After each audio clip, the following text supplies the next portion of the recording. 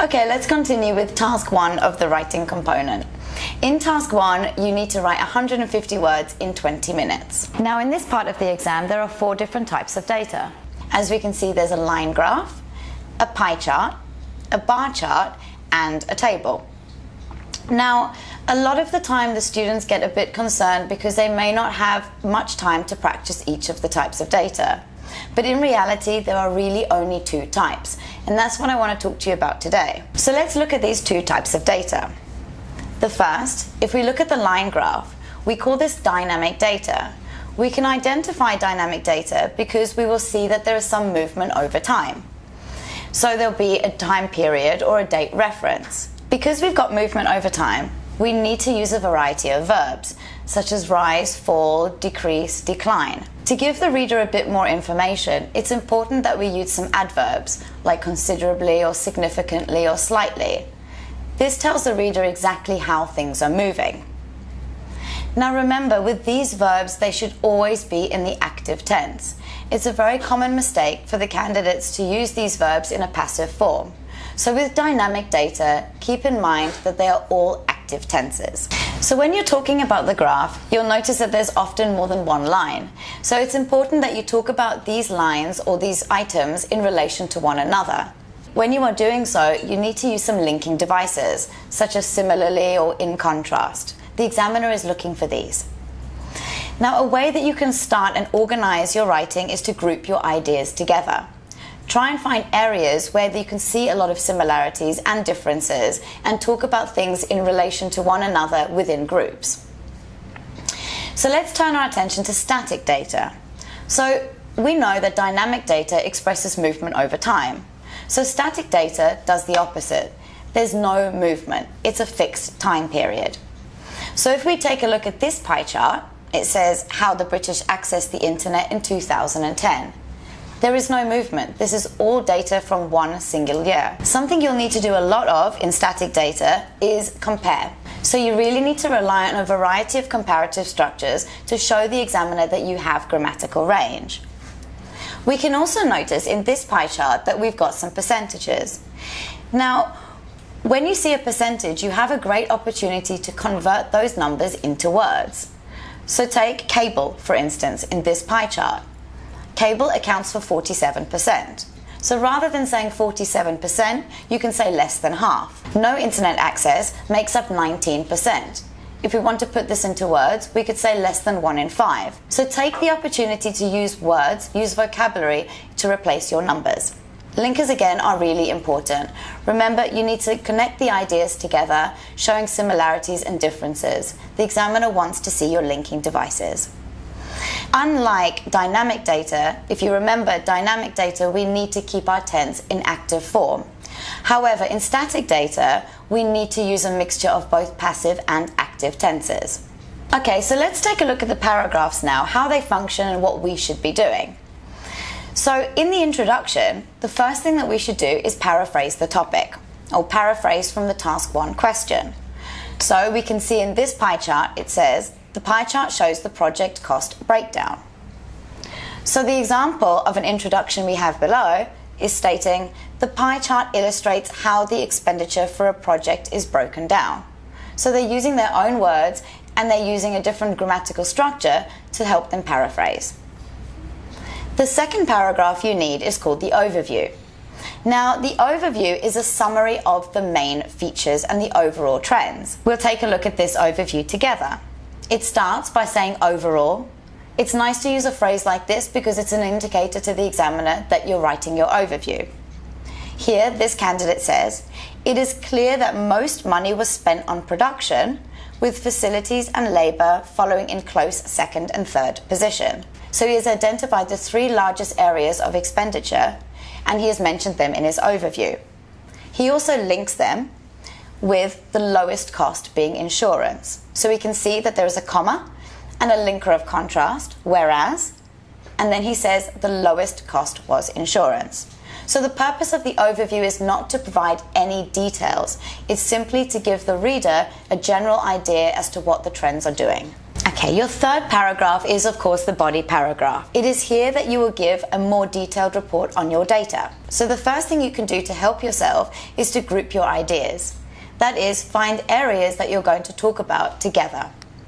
If there is a clear focus, separate these between paragraphs. You also need to compare the data. That is, talk about the statistics in relation to one another. Use those linkers to connect your ideas. Now, the final thing to remind you of is to use both general and specific statements.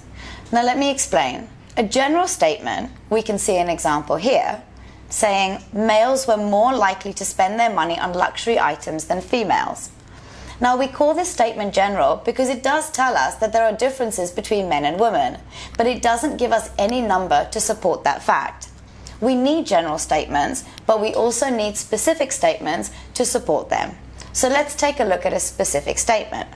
Here it says, for men, the average monthly expenditure on luxury items was $250, whereas women spend significantly less at $145. Now here we have a specific statement. We know that because it includes some numbers. So remember, you need a balance between both. Okay, moving on to task 2 of the writing component.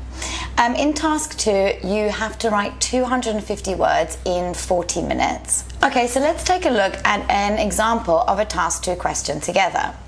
So here it says, the cost of living has increased in many parts of the world. Some argue that a high salary should be more important than job satisfaction. Do you agree or disagree? Now in this essay, there are 2 different approaches you can take when you answer the question. The first approach is thesis-led.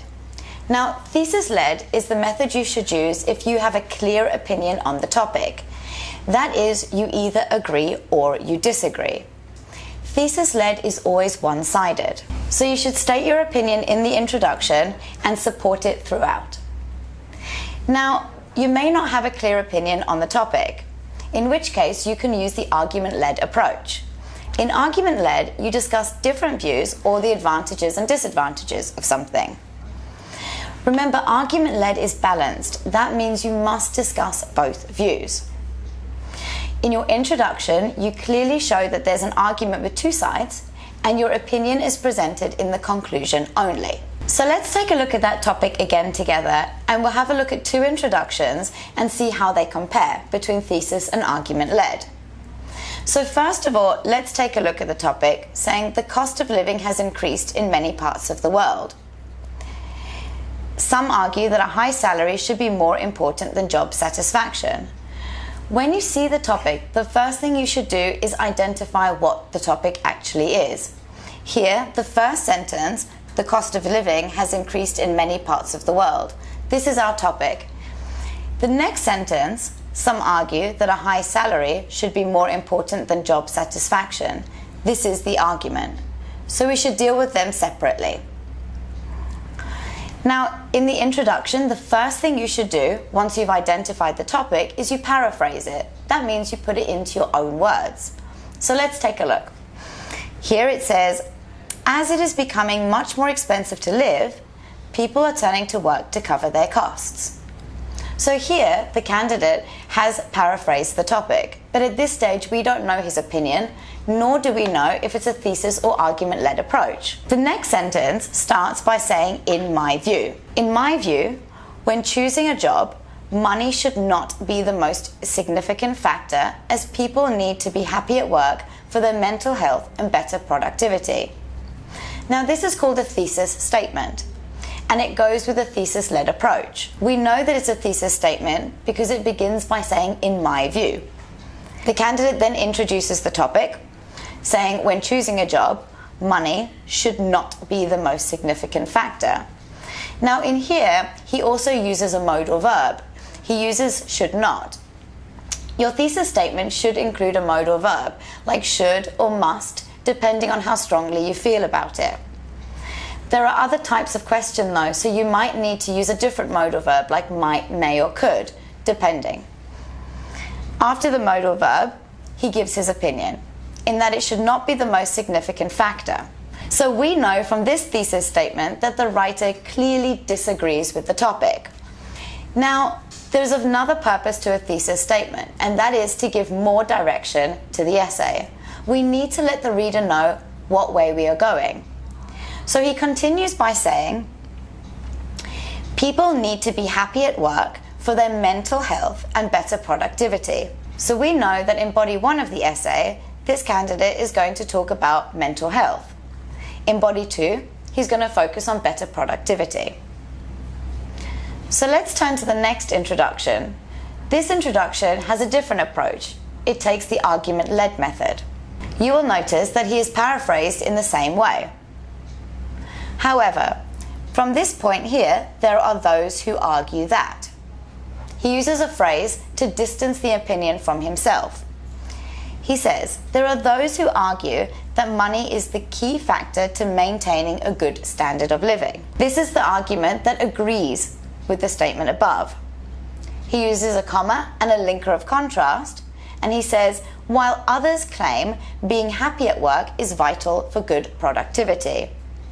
Now, this side is disagreeing. So we know it's argument-led because he's presenting both sides of the argument. However, we still don't know what the reader actually thinks.